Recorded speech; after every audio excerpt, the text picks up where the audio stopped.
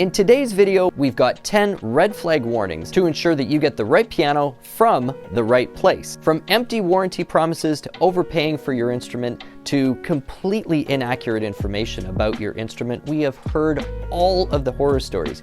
And so this video is all about avoiding those. Let's get started right away.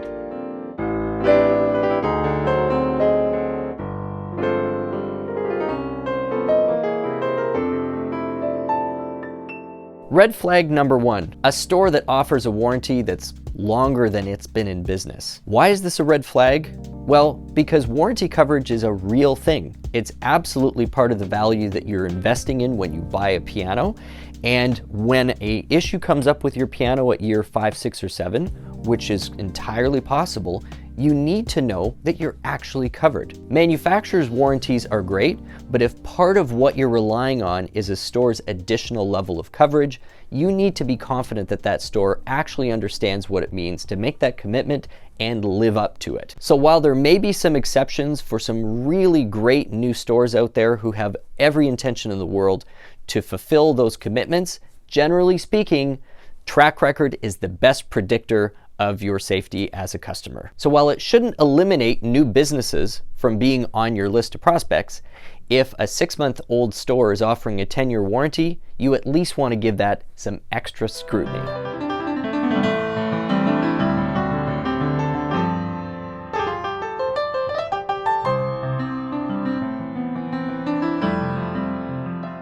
The second red flag is if you walk into a store and you don't see any evidence of new, recognizable, reputable products in their offering.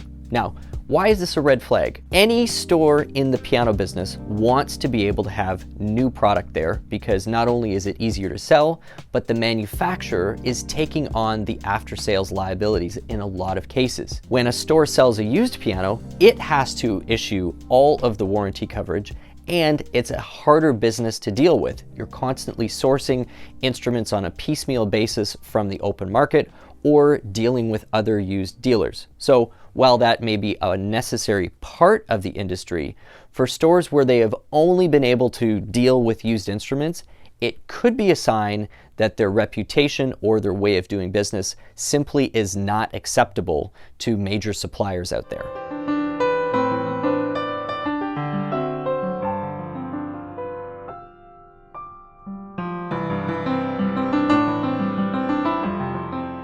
The third red flag for me is what I'll call review fraud. We all know how important 5-star reviews are in every industry, whether we're shopping online or looking for a new restaurant. But in the piano business in particular, because of how expensive these purchases are and how long people use the product, reviews can be particularly telling in one way or another, especially when it comes to the stores that stand behind those purchases. If you see a store that hasn't been in business that long, has a perfect 5-star rating, and all of those reviews showed up in a fairly short period of time, there's a good chance that may not be an authentic picture of what that business is actually doing. So take the time, make sure reviews are part of the assessment process of choosing a retailer or a store, and do your best to figure out whether they're real reviews or not.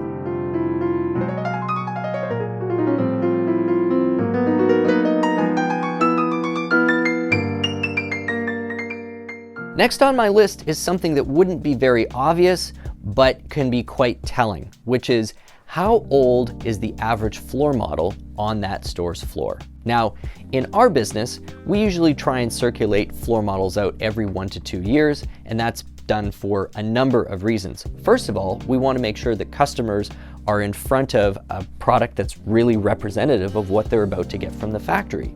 And as things slowly evolve from every factory in the world, a product that's 8 years old may not necessarily represent what the factory is going to deliver to you today. Or second, they're not doing enough business to actually have turned that floor model more recently.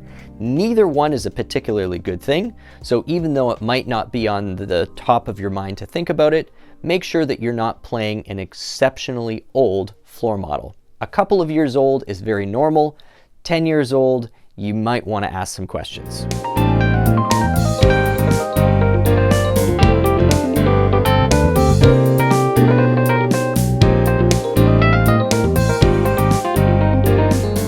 This next one is very telling for me. If you're dealing with a retailer and the only way that they're selling their product is to make outrageously negative comments about other suppliers or dealers, there's a good chance they don't have a lot of good things to say about their own pianos. Now, we have heard some real doozies here coming from customers who have just spoken to other retailers, from your pianos are made of plastic garbage bags to your supplier is about to go out of business. And while none of those things are true, to me what it really says is that other retailer doesn't actually understand, or maybe doesn't have any reasons, why their piano is worth buying itself. To me, someone should be able to explain to you why a piano they're presenting is going to be musical benefit, is going to be mechanically a sound investment, and why buying it from them is going to be a great experience, without ever having to deflect to negativity about other brands or retailers.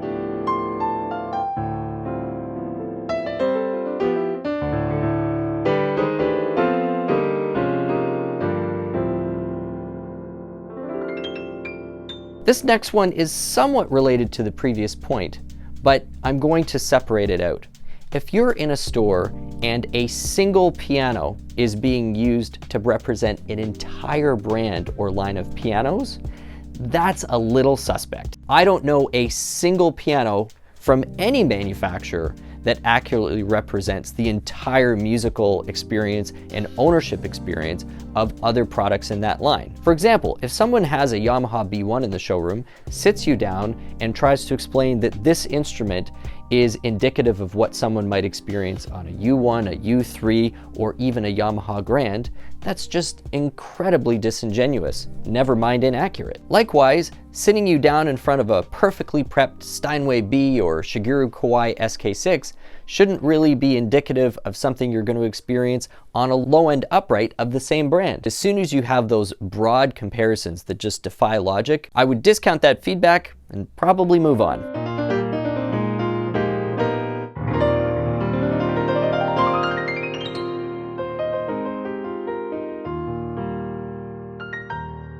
Next on my list is beware of showrooms that don't let you play nice pianos unless you declare yourself a real customer. I've been hearing about this since I entered this industry, and I still continue to hear about it. Now, having spoken to store owners that have these kinds of policies, this is the logic. Well, could you just walk in and test drive a Ferrari if you weren't actually qualified to buy a Ferrari? Well, here's my problem with that. Test driving a Ferrari puts that car at significant risk of damage for absolutely no benefit to the dealer. But what is the risk of damage for somebody to come in and experience what a $100,000 piano sounds like, even if they don't have an intention to buy that instrument anytime soon? Well, the point is there is no risk to the piano, but it is going to drive up the tuning and maintenance costs of that instrument, because the more it gets played, the more the dealer needs to maintain it. To me, any dealer that doesn't have the budget to keep a few really nice instruments fully in tune at the expense of making sure that every customer can experience your entire store is probably not handling their finances very well and may not be a reliable partner in the long run.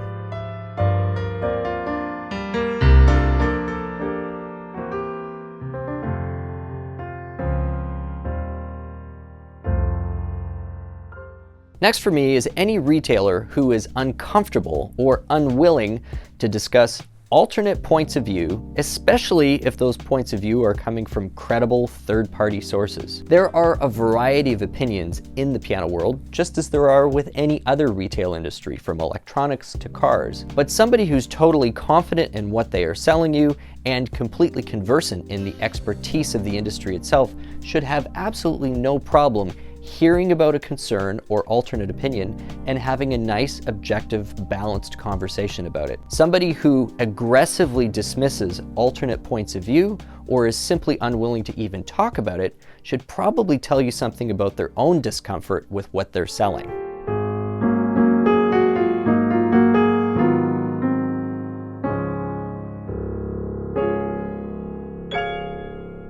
This is an oldie but a goodie. Anyone who claims that buying a piano is an actual monetary investment. I will be the first to acknowledge that purchasing a great instrument is an investment in your soul. It can be investment in your family. It has all sorts of non-financial benefits, which may have incredible levels of value over the long run. But no piano, and this includes brands that begin with S as well, are actually going to make you money when you measure that against real depreciation and inflation. It is absolutely true that some instruments have stronger resale values and that some instruments are going to be easier to liquidate if that came up, but in no case are you ever actually going to realize a real return on that purchase. With the caveat that I'm not talking about one-offs or limited editions, which might actually have collectible value. And this final red flag is one that tends to ebb and flow depending on, in a lot of cases, the political climate of the day. And that is how open retailers are willing to be about country of origin, whether that be where the instrument is assembled or maybe questions about certain parts. There is absolutely nothing wrong with making the argument that where an instrument is made may not have a meaningful impact on its quality or musical output. Now, I would argue that might not necessarily be the case, but there's nothing wrong with at least having that conversation. Where it's a concern is where there is a concerted and repeated attempt to obscure the information in the first place. That usually indicates that either the retailer doesn't actually know or they've been instructed to deflect that conversation. In any case, it should not fill anyone with a lot of confidence if something so basic as asking where an instrument is made results in a whole flurry of excuses. Hopefully today's red flags can help you decode whether you're in front of a retailer who's ethical and invested in your long-term success as a customer versus one simply trying to tell you whatever they need to get a deal done. Let me know what you thought of the video, and we do read and respond to as many comments as possible. My name is Stu Harrison. This has been Merriam Pianos on YouTube. We'll see you again soon.